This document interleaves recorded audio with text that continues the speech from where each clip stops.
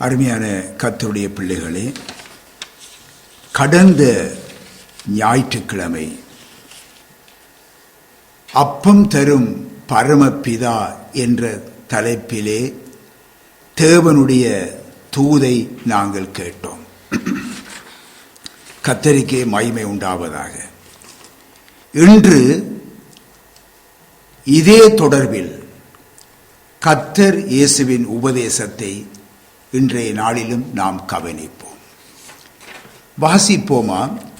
லூக்கா சுவிசேஷம் 11ஆம் அதிகாரத்திலே 11 தொடக்கம் 13 வரைக்கும் நாங்கள் வாசிக்க கேட்போம். உங்களில் தகப்பனாய் இருக்கிற ஒருவனிடத்தில் மகன் அப்பம் கேட்டால் அவனுக்கு கல்லை கொடுப்பானா? மீனை கேட்டால் மீனுக்கு பதிலாய் பாம்பை கொடுப்பானா? அல்லது முட்டையை கேட்டால் அவனுக்கு தேளை கொடுப்பானா? பொல்லாதவர்களாகிய நீங்கள் உங்கள் பிள்ளைகளுக்கு நல்ல ஈவுகளை கொடுக்க அறிந்திருக்கும் போது பரமபிதாவானவர் தம்மிடத்தில் வேண்டிக் கொள்ளுகிறவர்களுக்கு பரிசுத்த ஆவியை கொடுப்பது அதிக நிச்சயம் அல்லவா என்றார். ஆமென். கர்த்தருக்கு மகிமை உண்டாவதாக. இப்பொழுது இந்த வாசித்த வேத பகுதியை குறித்து உங்களுக்கு சுருக்கமாக நான் சொல்லுகின்றேன். அதாவது ஆண்டவர் இயேசு சொல்லுகிறார், உங்களில் தகப்பனாய் இருக்கிற ஒருவனிடத்திலே மகன் வந்து அப்பம் கேட்டால் நீங்கள் அவனுக்கு கல்லை கொடுப்பீர்களா? மீனை கேட்டால் பாம்பை கொடுப்பீர்களா? முட்டையை கேட்டால் தேளை கொடுப்பீர்களா என்று சொல்லி அவர் கேட்டுவிட்டு அவர் சொல்லுகிறார் என்ன தெரியுமா? இதுதான் முக்கியமான ஒரு வார்த்தை. பொல்லாதவர்களாகிய நீங்கள் என்று சுட்டி காட்டுகின்றார். பொல்லாதவர்களாகிய நீங்கள். தேவனுடைய பிள்ளைகளே, ஒன்றை புரிந்து கொள்ள வேண்டும். கர்த்தருடைய பார்வையிலே, தேவனுடைய பார்வையிலே நாம் அனைவருமே பொல்லாதவர்களாயிருக்கிறோம். ஏனென்றால் எங்களுடைய பார்வைகள் பொல்லாதவைகளாயிருக்கிறது, எங்களுடைய சிந்தனைகள் பொல்லாதவைகளாயிருக்கிறது, எங்களுடைய நடக்கைகள் பொல்லாதவைகளாயிருக்கிறது. ஆராய்ந்து பாருங்க. உண்மையிலேயே அருமையானவர்களே, நாங்கள் பொல்லாதவர்கள்தான். அப்போஸ்தலனாகிய யாக்கோபும் கூட நம்மை என்னென்று அழைக்கிறார் தெரியுமா? விபச்சாரரே, விபச்சாரிகளே என்று சொல்லி அழைத்து பேசுகிறதைத்தான் அவருடைய நிருபம் 4வது அதிகாரத்திலே 4வது வசனத்திலே நாம் காண முடியும். ஏன் விபச்சாரரே, விபச்சாரிகளே என்று சொல்லி பேசுகின்றார்? பாருங்கள், இப்பொழுது நான் ஒரு காரியத்தை, ஆண்டவருடைய வார்த்தை ஒன்றை சுட்டி காட்டும் பொழுது இது உங்களுக்கு இன்னும் புரிதலாக இருக்கும். ஆண்டவர் இயேசு சொல்லுகின்றார், அந்நாளிலே அதாவது அந்நாளிலே இருந்த சட்டம், நியாய பிரமாணத்திலே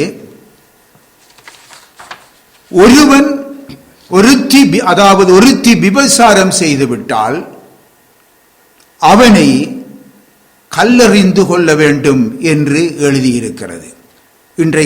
இந்த காலங்களில் கூட சில இடங்களிலே இவ்விதமாக கல்லறிந்து கொள்ளுகிறதை நாங்கள் பார்க்கிறோம். அவர்கள் அந்த நாளைய காரியத்தை அவர்கள் இன்னும் வைத்துக் கொண்டிருக்கிறார்கள். ஆனால் ஆண்டவர் இயேசு என்ன சொல்லுகிறார் தெரியுமா?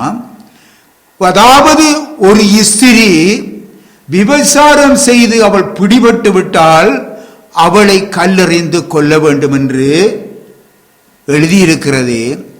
ஆனால் நான் உங்களுக்கு சொல்லுகிறேன், ஒருவன் ஒரு ஸ்திரியை இச்சையோடு பார்க்கும் பொழுதே அவன் தன்னுடைய இருதயத்திலே விபச்சாரம் செய்தாயிற்று என்று சொல்லுகின்றார். ஆகவே அருமையானவர்களே, இப்பொழுது சிந்தித்து பாருங்கள், இந்த உலகமே விபச்சார சந்ததியாயிருக்கிறது. அப்படித்தானே? ஆகவேதான் நாம் பாருங்கள், நம்முடைய ஆண்டவர் இயேசுவும் சொல்லும் பொழுது தேவன் ஒருவர் தவிர நல்லவன் ஒருவனும் இல்லையே என்று சொல்லுகின்றார். அருமையானவர்களே, நல்லவன் என்று சொல்லுவதாயிருந்தால் தேவன் ஒருவர் தான் நல்லவர். பின்ன மனுஷனுடைய இருதயங்களை ஆராய்ந்து அறிகிற தேவன் ஆண்டவர் இயேசு இந்த உலகத்திலே இருக்கும் பொழுது அவருடைய இருதயத்தின் சிந்தனைகளை அறிந்திருந்தார் என்றும் பார்க்கிறோம் அல்லவா? அவர் அந்த இருதயங்களிலே இருப்பவைகளை, மனிதனுடைய இருதயங்களிலே இருப்பவைகளை என்ன செய்கிறார்? அங்கே படம் பிடித்து காட்டுகின்றார். எப்படி பார்ப்போமா? நீங்கள் பாருங்கள், மத்தேயு சுவிசேஷம் 15ஆம் அதிகாரத்திலே 19வது வசனத்தை நீங்கள் கவனித்து பாருங்கள். அங்கே ஆண்டவர் இயேசு என்ன சொல்லுகிறார்?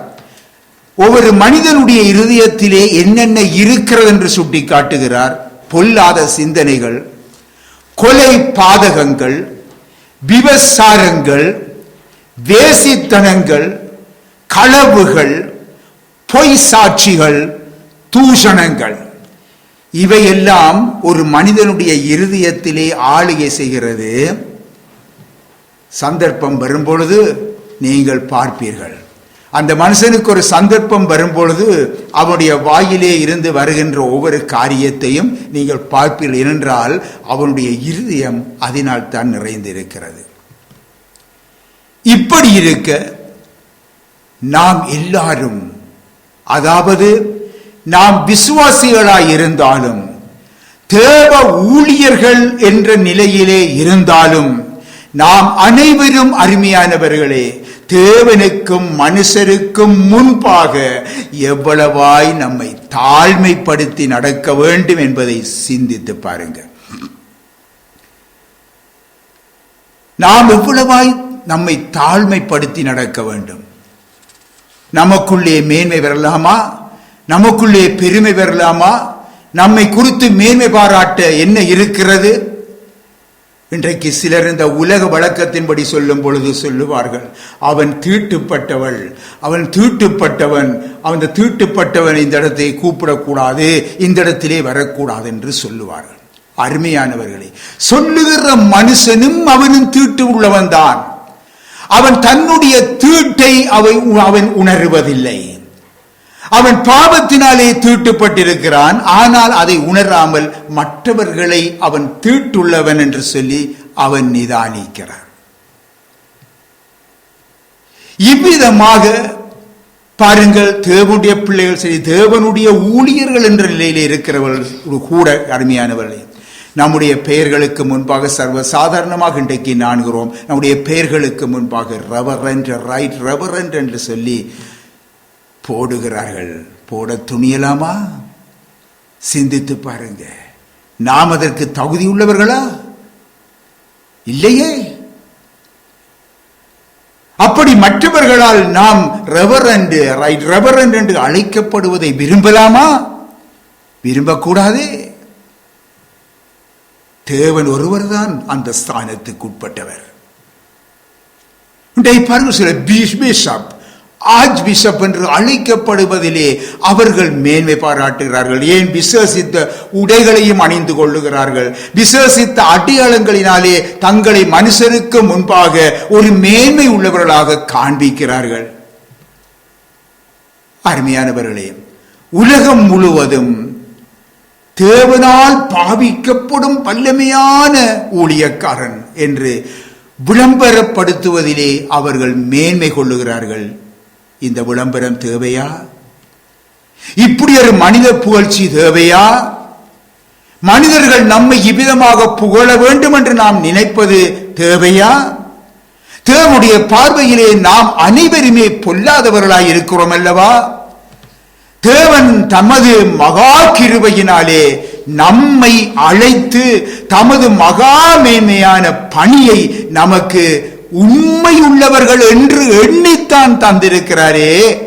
அருமையானவர்களே, நாம் அவைகளை தாழ்மையோடு இருந்து உண்மையோடும் உத்தமத்தோடும் செய்ய வேண்டும் என்று சிந்தித்து பார்த்திருக்கிறோமா?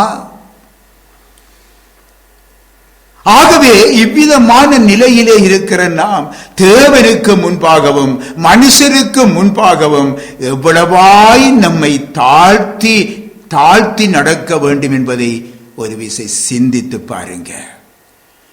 ஒரு வேளையிலே இதுவரை நாங்கள் அவ்விதமாக நடந்திருப்போம் என்றால், அருமையானவர்களே, இன்று கர்த்தர் பேசுகிறார். இந்த நிமிஷத்திலே நம்மை அவருக்கு முன்பாக தாழ்த்துவோம். நீங்கள் கர்த்தருக்கு ஊழியம் செய்கிறவர்கள் என்றால் நீங்கள் உங்களை முதல் வெறுமையாக்க கற்றுக்கொள்ள வேண்டும். அதாவது ஆண்டவரே சொல்லுகிறார், ஒருவன் தன்னைத்தான் வெறுத்து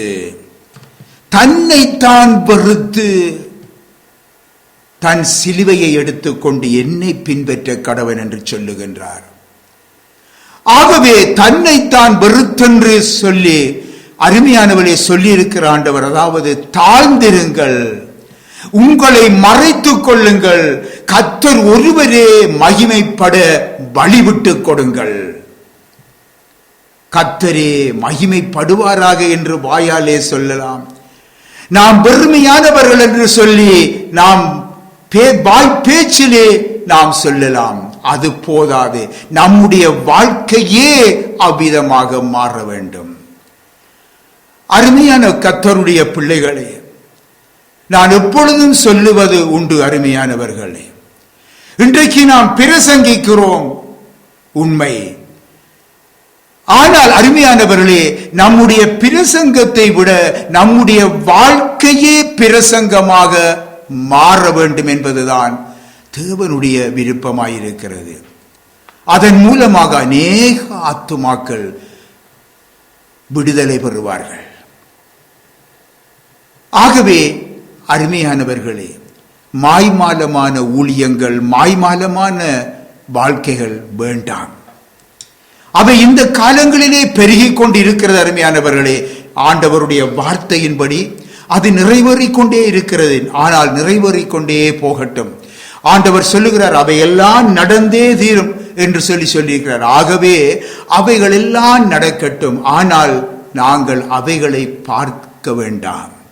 நாம் ஆண்டவருடைய வார்த்தையை கேட்டு நாம் அவரை நோக்கி பார்த்து நடக்க நம்மை ஒப்புக் கொடுப்போம். தேவனுடைய பிள்ளைகளே, கவனிங்க. நீங்கள் வாசிக்க கேட்ட இந்த வேத பகுதியிலே நீங்கள் முக்கியமான சில பொருட்களை பார்க்கிறீங்க. அப்பம், மீன், முட்டை. ஆகவே அருமையானவர்களே, இதை குறித்து நாம் ஆண்டவருடைய வாசித்த அந்த வேத பகுதியிலே பார்க்கும் பொழுது அவை பரிசுத்த ஆவிக்கு நிழலாட்டமாய் இருக்கிறது. இந்த பொல்லாதவர்களாகிய நாம் நம்முடைய பிள்ளைகளுக்கு அப்பம் கேட்கும் பொழுது கல்லை கொடுப்போமா? சிந்தித்து பாருங்கள். அல்லது மீன் கேட்கும் பொழுது பாம்பை கொடுப்போமா? முட்டையை கேட்கும் பொழுது நாங்கள் தேளை கொடுப்போமா? இல்லையே. பின் ஆண்டவர் சொல்லுகிறார், பொல்லாதவர்களாகிய நீங்கள் உங்களுடைய பிள்ளைகளுக்கு நல்ல ஈவுகளை, அவன் அப்பம் கேட்டால் அப்பத்தை தான் கொடுப்பீர்கள், முட்டையை கேட்டால் முட்டையை தான் கொடுப்பீர்கள், மீனை கேட்டால் மீனைத்தான் கொடுப்பீர்கள். ஆகவே நீங்கள் பொல்லாதவர்களாகிய நீங்கள் உங்களுடைய பிள்ளைக்கு கேட்கும் உங்களுடைய பிள்ளைகளுக்கு நல்ல ஈவுகளை கொடுக்கும் பொழுது உங்களுடைய பரமபிதா அவருடைய பிள்ளைகளாகிய நாம் கேட்கும் பொழுது எங்களுக்கு நன்மையானதை தருவார் என்பது நிச்சயமல்லவா? அதுதான் பரிசுத்த ஆவியை உங்களுக்கு தருவார் என்பது நிச்சயம் என்று சொல்லி ஆண்டவர் இயேசு சொல்லுகின்றார். பின்னாகவே நாம் பார்த்த இந்த 3 பொருட்களும் பரிசுத்த ஆவிக்கு நிழலாயிருக்கிறது. இவை நல்ல ஈவுகள். கல், பாம்பு, தேள் என்பவை அசுத்த ஆவிக்கு நிழலாட்டமாயிருக்கிறது. இவை கெட்ட ஈவுகள்.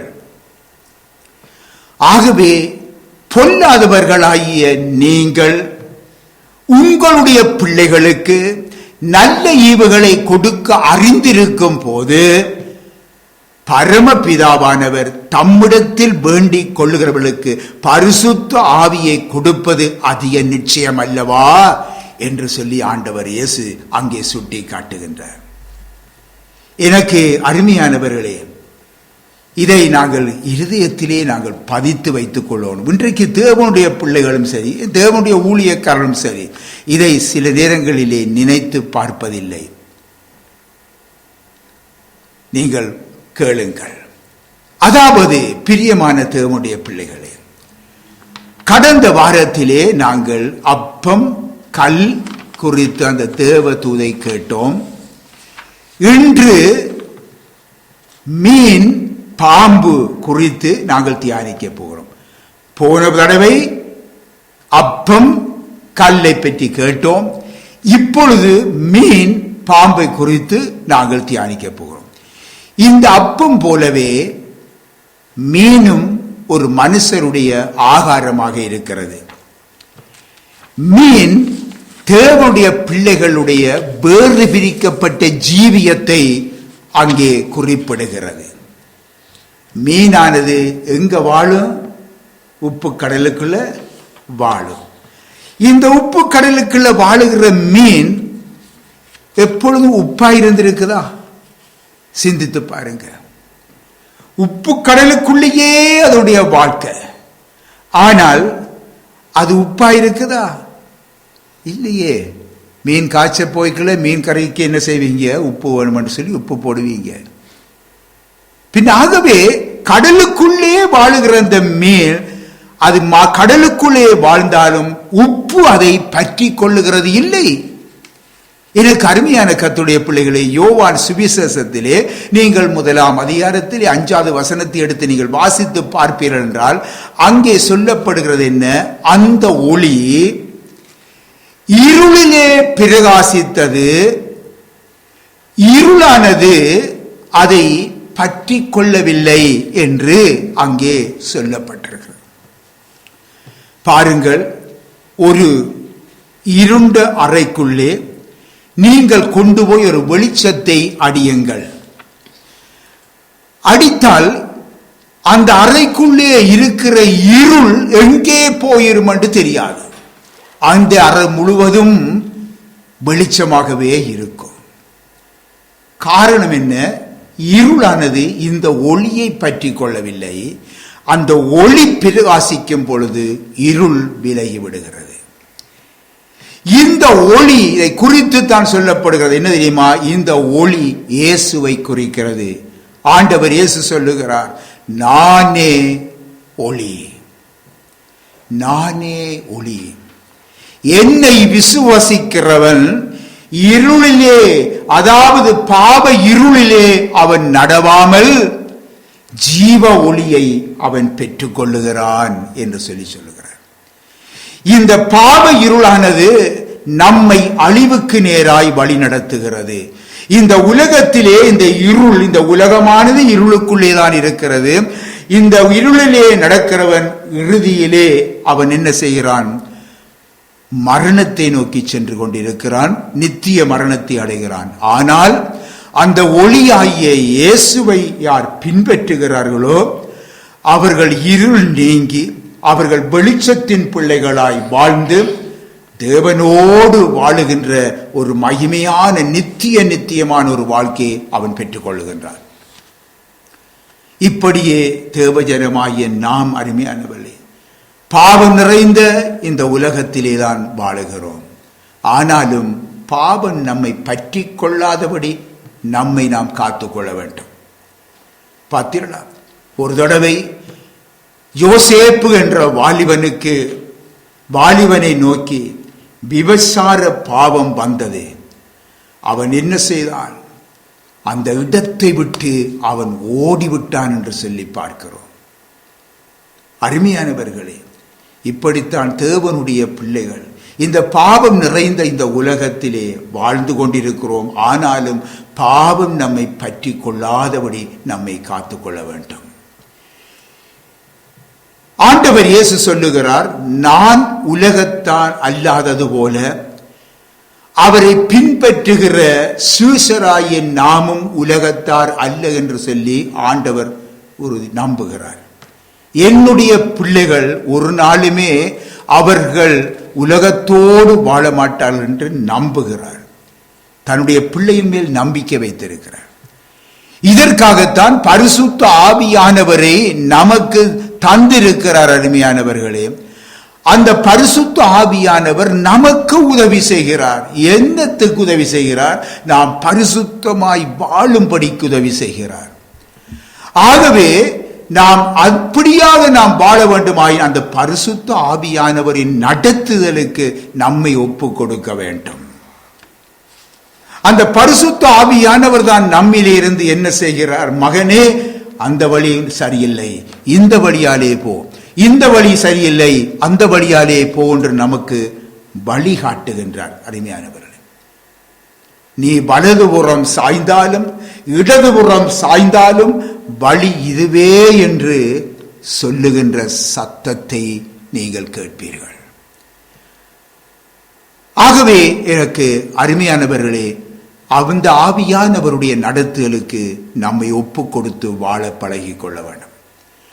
உலகத்திலும் உலகத்தில் உள்ளவைகளிலும் நாம் ஒருபொழுதும் அன்பு கூறக்கூடாது. அவ்விதமாக அன்பு கூறுவோம் என்றால் நமக்குள் பிதாவின் அன்பு இல்லை என்று சொல்லி எழுதப்பட்டிருக்கிறது.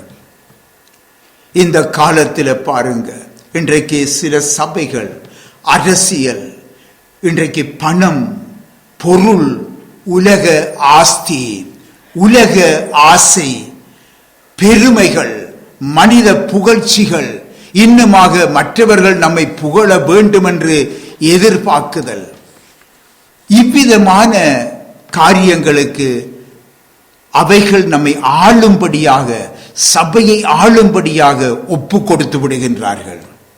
அது ஒரு வேதனையான ஒரு காரியம். இதனால் பாருங்கள், சபை விசுவாசிகளும் கூட அந்த உலகத்தோடு அங்கே ஒத்துப்போக அங்கே பழகிவிட்டிருப்பதை நாங்கள் கண்டு கொண்டிருக்கிறோம், வேதனை அடைகிறோம். எனக்கு அருமையான கர்த்தருடைய பிள்ளைகளே, மெய்யான விசுவாசிகள் இவ்விதமான சபைகளை குறித்து நாம் எச்சரிக்கையாக இருக்க வேண்டும். ஏனென்றால் இது கர்த்தருடைய சபை என்றால் நாம் மிகவும் அந்த கர்த்தருடைய ஆவியானவர் அந்த இடத்திலே ஆளுகை செய்ய இடம் கொடுக்க வேண்டும். இல்லை என்றால் அந்த கர்த்தருடைய சபையாக அது இருக்க முடியாது. அருமையான கர்த்தருடைய பிள்ளைகளே, உயிர் உள்ள மீனானது பாருங்க, நீரோட்டத்தோடு அடித்து செல்லப்படுமா? இல்லை. நீரோட்டத்தை எதிர்த்து நின்று போராடி செல்லும். நன்றாக விளங்கிக் கொள்ளுங்க.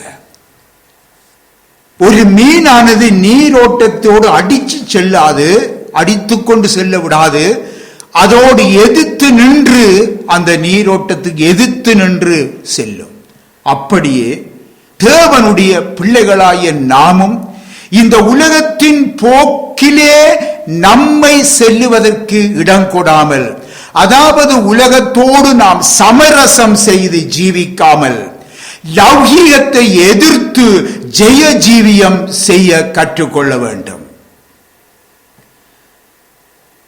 ஆண்டவர் சொல்லுகின்றார் அல்லவா, மனிதன் உலகம் முழுவதையும் ஆதாயப்படுத்தி கொண்டாலும் தன்னுடைய ஆத்துமாவை நஷ்டப்படுத்தினால் அவனுக்கு என்ன லாபம்? உலகம் முழுவதும் பொல்லாங்கனுக்குள் கிடக்கிறது என்று நாம் அறிந்திருக்கிறோம் என்று சொல்லி 1 யோவானிலே 5ஆம் அதிகாரம் 19ஆம் 20ஆவது வசனங்களிலே எழுதப்பட்டிருக்கிறது. பொல்லாங்கல் என்றால் என்ன? பாவம், பிசாசு, அதனுடைய ஆளுகைக்குள்ளேதான் இந்த உலகம் கிடக்கிறது. அருமையானவரே, ஆகவே நாம் பெற்றிருக்கிற அந்த பரிசுத்த ஆவியானவரின் பலத்தினாலே இந்த பொல்லாங்கனை நாங்கள் ஜெயிக்க வேண்டும். அருமையானவர்களே, வேறு விரிக்கப்படாத ஜீவியம் மெய்யான கிறிஸ்தவ வாழ்க்கை இல்லை அருமையானவர்களே. வேறு விரிக்கப்படாத சபைகள் அது கர்த்தருடைய சபையும் அல்ல அருமையானவர்களே. நாம் கூறும் இந்த உபதேசம் பாருங்க, இன்றைக்கு சிலருக்கு கசப்பாக இருக்கும், ஆனாலும் அருமையானவர்களே, இனிப்பான முறையிலே உங்களுக்கு போதித்து உங்களை சாகடிக்க முடியாது நம்மால. ஒரு குழந்தை இருக்கிறது, அந்த குழந்தை, ஒரு குழந்தைக்கு இலங்கை தேசத்திலே நாங்கள் இதை நன்றாக இன்னும் அனுபவித்திருப்போம். அந்த குழந்தை நோயில், அந்த குழந்தைக்கு நோய் ஒன்று இருக்கிறது. அந்த நோயிலிருந்து பாதுகாக்க வேண்டுமென்றால் அந்த குழந்தை விரும்பாவிட்டாலும் அந்த குழந்தைக்கு கசப்பான மருந்தை நாங்கள் பருக்கத்தானே வேண்டும். அந்த குழந்தை விரும்பாது. ஆனால் நாம் என்ன செய்கிறோம்? அது கதற கையை இறுக்கி பிடித்து கொண்டு வாயை நெருக்கி அதை மருந்த உள்ளுக்குள்ள பருக்குவோம். அந்த குழந்தை மேல் இருக்கிற அன்பு, அந்த குழந்தை அந்த நோயிலிருந்து விடுதலை பெற வேண்டும் என்பதற்காக. ஆகவே அந்த கசப்பான மருந்தை, குழந்தைக்கு விருப்பம் இல்லத்தான், ஆனால் கசப்பான மருந்தை நாங்கள் பருக்க வேண்டும். எதற்காக? அந்த குழந்தை இந்த நோயிலிருந்து விடுதலை பெற வேண்டும். அருமையானவர்களே, அதைத்தான் நாமும் நம்முடைய ஊழிய பாதையிலே செய்து கொண்டிருக்கிறோம். தேவனுடைய பிள்ளைகளே, மீனானது மனுஷருக்கு நல்ல ஆகாரம். பாம்பு மனுஷனுடைய அழிவுக்கு ஏதுவானது. நன்றாக புரிந்து கொள்ளுங்க. ஆகவே மனுஷருக்கு அழிவு உண்டாக்கும் அந்த அசுத்த ஆவிக்கு இந்த பாம்பு அடையாளமாய் இருக்கிறது. நாங்கள் இவ்வளவு நேரமும் நம்முடைய சரீரத்துக்கு ஆகாரமான இந்த மீனை குறித்து பார்த்தோம். இப்ப பாம்பை குறித்து பார்க்கும் பொழுது அது மனுஷனுடைய அழிவுக்கு தான் அது ஏதுவானது. இது அசுத்த ஆவிக்கு அடையாளமாய் இருக்கிறது. கல், பாம்பு, தேள் ஆகியவற்றிலே பாருங்கள், கல் என்ன செய்யும்? பிறர் காணும்படி காயத்தை ஏற்படுத்தும் பொருள் என்று நாங்கள் கடந்த வாரம் பார்த்தோம். அது எல்லோரும் பார்க்கும்படியாக ஒரு காயத்தை ஏற்படுத்தும். கல்லில் அடிபட்டு, கல்லெறிந்து இது காயப்பட்டுட்டது, இடறி விழுந்து, கல்லிடறி விழுந்து காயப்பட்டு அது வெளியரங்கமாக தெரியும். ஆனால் பாம்பு, தேள் ஒருவருக்கு ஏற்படுத்தும் காயம் வெளியரங்கமாக காணப்படாது. ஆனால் அவைகளின் விஷம் மரணத்தை கொண்டு வரும். இப்படியேதான் அருமையான கர்த்தருடைய பிள்ளைகளே, பிசாசானவன் வெளியரங்கமாகவும் கிரியை செய்வான், சேதத்தை உண்டு பண்ணுவான், தந்திரமாகவும் மறைவாகவும் செயல்படுவான் என்பதை நீங்கள் இன்றைய நாளிலே அறிந்து கொள்ள வேண்டும். அருமையான தேவனுடைய பிள்ளைகளே, அன்று ஏவாளிடத்திலே, அதாவது நம்முடைய ஆதி தாயினிடத்திலே சர்ப்பம் சென்று வஞ்சிக்கும் பொழுது நினைத்து பாருங்க, அது ஒரு அழகான தேவ தூதனை போல் தான் அது போய் நிச்சயமாக வஞ்சிச்சிருக்கும். அது ஒரு சர்ப்பமாகவோ அல்லது பிசாசு ரூபத்திலேயோ 2 கொம்பு வச்சு ஒரு வால் வச்சு நாங்கள் படங்கள்ல பார்க்கிற மாதிரி வால் வச்சு போனா நம்முடைய ஆதி தாய் வஞ்சிக்கப்பட்டிருப்பாவா? இல்ல. அவன் நல்லதொரு ஒளியின் தூதனாக போய்த்தான் அந்த தாயோடு பேசியிருப்பான். அதனால் தான் வஞ்சிக்கப்பட்டார். ஆகவே எனக்கு அருமையானவர்களே, இன்றைக்கு நாம் மற்றவர்களுக்கு நல்ல ஆகாரமான மீனாக, ஆசீர்வாதத்தின் மக்களாக நாம் காணப்பட வேண்டும்.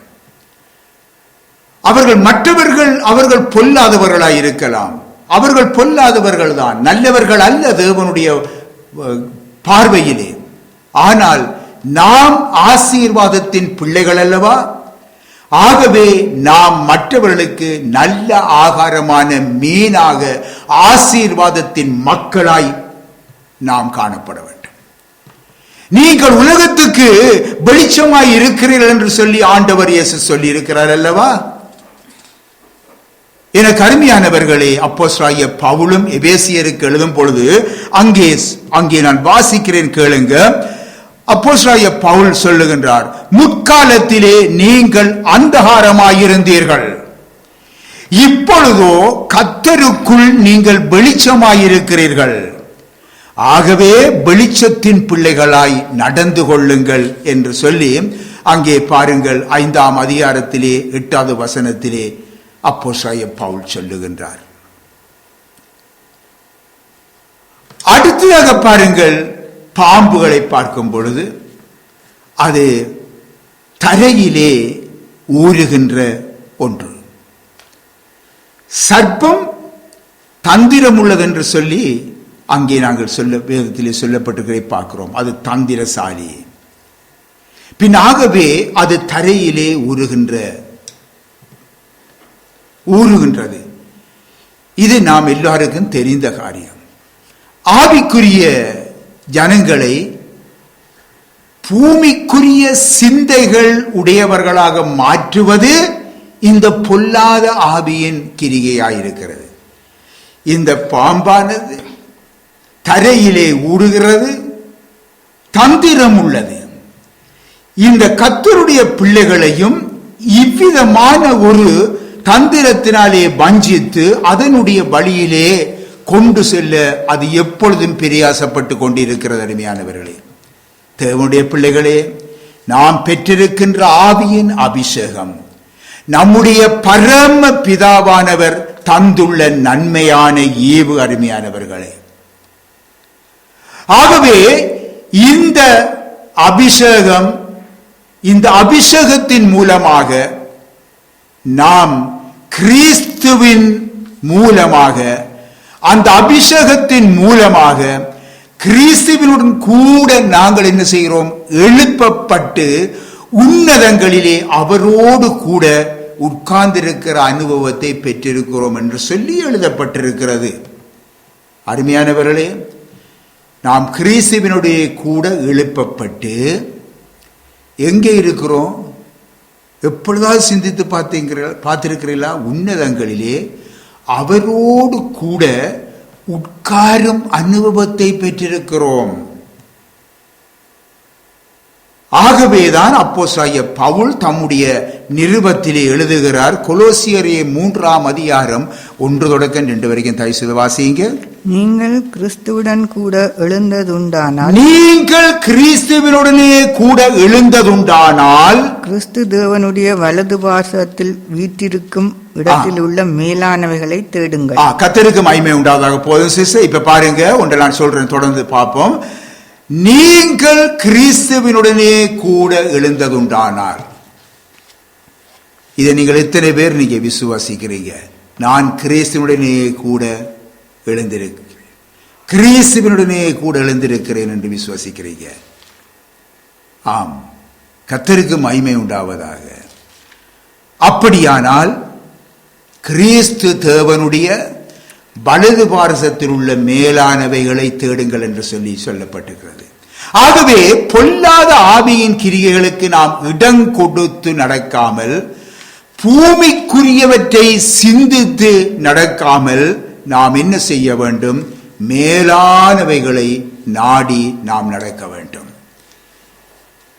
சர்ப்பமானது தன்னுடைய தந்திரத்தினாலே நம்முடைய ஆதி தாய் ஏவாளை வஞ்சித்தபடி, அருமையானவர்களே, நீங்களும் வஞ்சிக்கப்பட்டு விடாதபடிக்கு நீங்க எச்சரிக்கையாகிருங்க.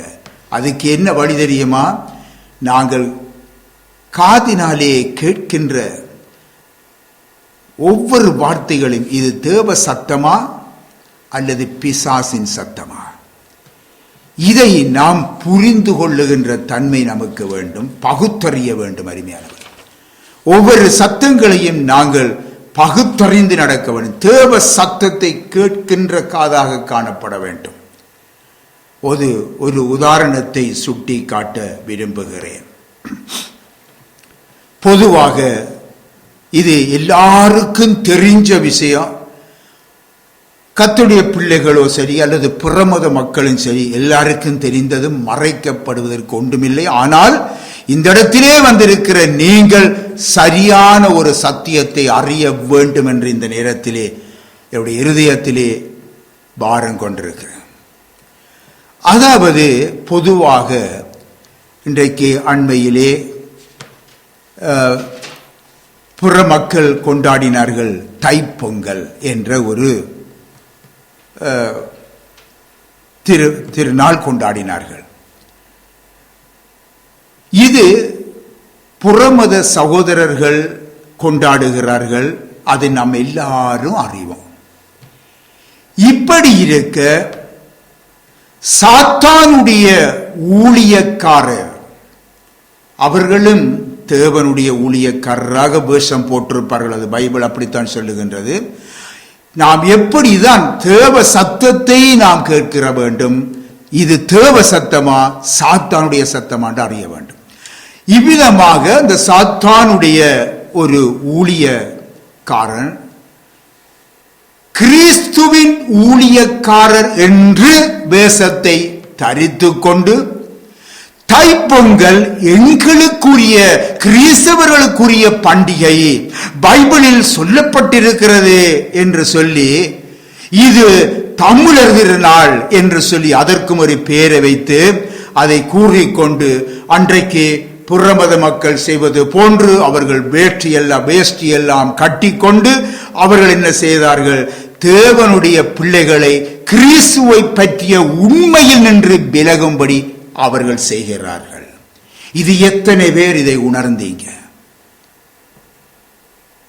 சொல்லுவதெல்லாம் தேவனுடைய வாக்காக நாங்கள் எடுக்கக்கூடாது. அருமையானவர்களே, நம்முடைய செவியானது விருத்த சேதனம் உடையதாய் இருக்க வேண்டும். அந்த செவியானது தேவ சத்தம் எது, பிசாசின் சத்தம் எது என்று பகுத்தறிய வேண்டும். கிறிஸ்துவை பற்றிய அந்த உண்மையில் நின்று விலகும்படி இவர்கள் செய்கிறார்கள். இதுதான் சர்ப்பத்தின் தந்திரம். அருமையானவர்களே, வேத வசனத்தை தான் காட்டுவார்கள். வேத வசனத்தை காட்டுகிறவர்கள் எல்லாரும் அருமையானவர்களே கிறிஸ்துவினுடையவர்கள் அல்ல. நாங்கள் புரிந்து கொள்ள வேண்டும். பிசாசும் வேத வசனத்தை காட்டும் அல்லவா? வாசித்து பாருங்கள். இப்பொழுது வாசிங்க பாப்போம். எரேமியாவிலே 10வது அதிகாரம் 1-2 தயவு செய்து வாசிங்க. இஸ்ரவேல் வீட்டாரே, கர்த்தர் உங்களுக்கு சொல்லுகிற வசனத்தை கேளுங்கள். கர்த்தர் உங்களுக்கு சொல்லுகிற வசனத்தை கேளுங்கள். புறஜாதிகளுடைய மார்க்கத்தை கற்றுக்கொள்ளாதிருங்கள். பார்த்தீங்களா எப்படி எழுதப்பட்டிருக்கிறது? அருமையானவர்களே, புற மக்கள் அவர்களுக்கு என்று அவர்கள் ஒரு விழாவை கொண்டாடுகிறார்கள். அதற்குள்ளே போய் உண்மையான தேவனுடைய பிள்ளைகள் குழப்பங்களை விளைவிக்க கூடாது. அவர்களுடைய மனதை நோவடிக்க கூடாது. அவர்களை கேலி பண்ணுவது போன்று நாம் நடக்கக்கூடாது. வேதமே சொல்லுகிறது என்ன? கர்த்தர் சொல்லுகிறார், புறஜாதி மார்க்கத்துடைய அவர்களுடைய மார்க்கத்தை நீங்கள் கற்றுக்கொள்ளக்கூடாது என்று சொல்லி இருக்கத்தக்கதாக இந்த சாத்தானின் ஊழியர்கள் என்ன செய்கிறார்கள்? இவ்விதமாக போதித்து ஜனங்களை வழிவிலக பண்ணுகிறார்கள். ஆகவே தேவ சத்தத்தை கேட்கிற தேவனுடைய பிள்ளைகள் இந்த சாத்தானின் ஊழியக்காலுக்கு இப்படியும் எழுதி இருக்கிறதே என்று சொல்லி அவளை அடித்து அவனுக்கு எதிர்த்து நிற்க வேண்டும். அருமையானவர்களே, அந்த வார்த்தையினாலே தேவனுடைய பிள்ளைகளே, நம்முடைய ஆண்டவர் இயேசுவிடத்திலே உபவாசம் முடிந்த பிற்பாடு பசியாயிருந்தார். இந்த பசியாயிருந்த வேளையிலே என்ன நடந்தது? சாத்தான் என்ன செய்தான்? பிசாசு கொண்டு வந்து என்ன கொடுத்தான்? சொல்லுங்க பாப்போம். என்ன கொடுத்தான்? கல்லை கொடுத்தான். பசியாய் இருக்கிற மனுஷன் என்றான். பசியாய் இருக்கிறவருக்கு என்னத்தை கொண்டு கொடுக்க வேண்டும்? அப்பத்தை கொடுக்க வேண்டும். பின் ஆகவே கல்லை கொடுத்து இதை நீர் அப்பமாக்கும் என்று சொல்லி கொடுக்கிறான்.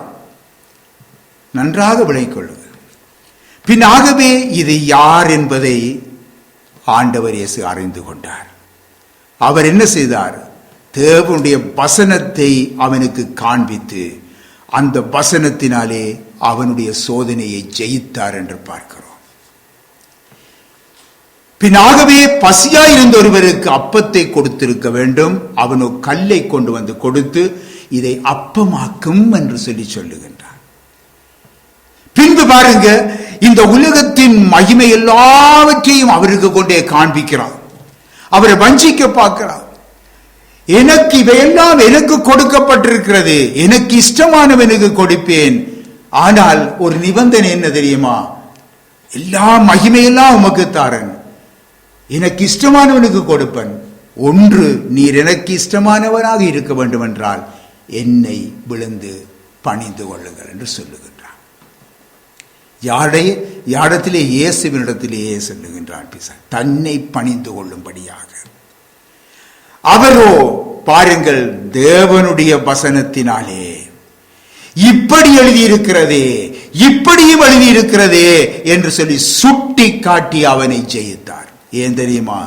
தேவன் ஒருவரையே பணிந்து கொள்ள வேண்டும் என்றுதான் எழுதப்பட்டிருக்கிறது. இப்போ பாருங்கள், பிசாசானவன் சங்கீதம் 91 வேதத்திலே இருந்து சங்கீதம் 91 இருக்கிற ஒரு வசனத்தை அவன் சுட்டி காட்டி இயேசுவை வஞ்சிக்க பார்க்கிறான். எதை சொன்னாலும் ஆண்டவர் இயேசு வசனத்தை சுட்டி காட்டுகிறார். இப்போ என்ன செய்கிறான்? வசனத்தை அவன் சுட்டி காட்டி இயேசுவை அங்கே வஞ்சிக்க பார்க்கிறான். ஆனால் ஆண்டவர் இயேசுவோ வசனத்தினாலே அவனை ஜெயித்தார். தேவனுடைய பிள்ளைகளே, நம்மோடு பேசும் ஆவியை நீங்க பகுத்தறிய வேண்டும். பிசாசின் ஆவியும் வேத வாக்கியங்களை எடுத்து காண்பிக்கும் என்பதை இதன் மூலமாக நீங்க உணர்ந்து கொள்ளுங்கள். யாக்கோபு 4ஆம் அதிகாரத்தை நீங்கள் எடுத்து பார்ப்போம். 4வது அதிகாரம் 7வது வசனத்தை தயவு செய்து வாசிங்க. ஆகையால் தேவனுக்கு கீழ்ப்படிந்திருங்கள், தேவனுக்கு கீழ்ப்படிந்திருங்கள், பிசாசுக்கு எதிர்த்து நில்லுங்கள், பிசாசுக்கு எதிர்த்து நில்லுங்கள். அப்பொழுது அவன் உங்களை விட்டு ஓடி போவான். பார்த்தீங்களா அருமையானவர்களே? தேவனுக்கு கீழ்ப்படிந்திருங்கள், பிசாசுக்கு எதிர்த்து நில்லுங்கள். தேவனுக்கு கீழ்ப்படியாமல் இருந்து பிசாசுக்கு ஒருபொழுதும் எதிர்த்து நிற்காதீங்க. ஏனென்றால் அது மிகவும் மோசமான நிலையை உங்களுக்கு கொண்டு வரும். ஆகவே நீங்கள் பிசாசை எதிர்த்து நிற்க ஆண்டவர் உங்களுக்கு அதிகாரத்தை தந்திருக்கிறார். நீங்கள் என்ன செய்ய வேண்டும்? நீங்கள் முதலாவது தேவனுக்கு கீழ்ப்படிந்திருக்க கற்றுக்கொள்ளுங்க. அதன் பிற்பாடு அவனுக்கு எதிர்த்து நில்லுங்கள். அப்பொழுது அவன் உங்களை விட்டு ஓடி போவான். ஆகவே எனக்கு அருமையானவர்களே, அவன் பொய்யனும் பொய்க்கு பிதாவுமாய் இருக்கிறான் என்று சொல்லி ஆண்டவர் இயேசு சொல்லுகிறார். பின் ஆகவே பொய் பேசுகிறவர்கள் பிசாசினுடைய ஆவியினாலே ஆளப்படுகிறார்கள். நாம் எச்சரிக்கையா இருக்க வேண்டும். அடுத்தது ஆண்டவர் சொல்லுகிறார், அவன் மனுஷ கொலைபாதகனாய் இருக்கிறான் என்றும் நம்முடைய ஆண்டவர் இயேசு சுட்டி காட்டுகின்றார். ஆகவே அருமையானவர்களே, முதலிலே நாம் தேவனுக்கு கீழ்ப்படிந்திருக்க கற்றுக்கொள்ளுவோமா? ரோமரிலே 5ஆம் அதிகாரத்திலே 5வது வசனத்திலே நமக்கு அருளப்பட்ட பரிசுத்த ஆவியினாலே தேவ அன்பு நம்முடைய உள்ளங்களிலே ஊற்றப்பட்டிருக்கிறது என்று சொல்லி அங்கே எழுதப்பட்டிருக்கிறது அல்லவா? ஆகவே அருமையானவர்களே, அந்த அன்பினாலே நாம் இந்த உலகத்தை ஜெயிக்க முடியும். இந்த உலகத்தை ஜெயிக்க முடியும். ஆகவே நாம் இந்த உலகத்திலே நம்முடைய அன்பை வெளிப்படுத்துகிறவர்களாக நாங்கள் வாழுவோம். அருமையானவர்களே, நம்முடைய அன்பு நம்மிலே ஆளுகை செய்கிற தேவ அன்பு, அது நிபந்தனையற்ற அன்பு. ஒரு மனிதருக்கு இன்னொருவருக்கு நம்முடைய அன்பை செலுத்தும் பொழுது ஏதோ ஒன்றை எதிர்பார்த்து நாம் செலுத்தக்கூடாது. அது உண்மையான அன்பல்ல. நாம் தேவ அன்பை நாம் பெற்றிருக்கிறோம். ஆகவே அந்த தேவ அன்பு நிபந்தனையற்ற அன்பு. நாம் பாவிகளாய் இருக்கும் பொழுதே ஆண்டவர் இயேசு நமக்காக தம்முடைய ஜீவனை சிலுவையிலே கொடுத்தார் அல்லவா? நாம் பாவிகளாய் இருக்க, ஆகவே ஆண்டவர் சொல்லல, நீ பரிசுத்தமாக, நீ பாவி, உனக்காக நான் என் ஜீவனை கொடுக்க மாட்டேன் என்று சொல்லவில்லை. நான் பாவியாயிருக்கைக்குள் இருக்கும் பொழுதே என்னுடைய பாவத்துக்காக தம்மையே ஜீவ பலியாக கொடுத்தார் சிலுவையிலே. அதுதான் தேவ அன்பு, அருமையானவர்களே. ஆகவே அருமையானவர்களே, இந்த அன்பை நாம் மற்றவர்களுக்கு ஒருவருக்கொருவர் காண்பிப்போம். இந்த உலக அன்பு மாய அன்பு, சுயநல அன்பு. ஆகவே அந்த அன்பையிலே நாங்கள் எங்களை விடுவித்திருக்கிறோம், பரிசுத்த ஆவியினாலே விடுதலை பெற்றிருக்கிறோம். ஆகவே அருமையான தேவனுடைய பிள்ளைகளே, நல்ல ஈவாகிய அந்த பரிசுத்த ஆவியை பெற்றிருக்கிற நாம் தீய ஆவியை காண்பிக்கும் கெட்ட ஈவுகளுக்கு நாம் அடிமைப்பட்டு விடாமல் நம்மை எப்பொழுதும் கர்த்தருக்குள்ளாக காத்துக்கொள்ளுவோம். ஆமேன். கர்த்தருக்கு மகிமை உண்டாகட்டும்.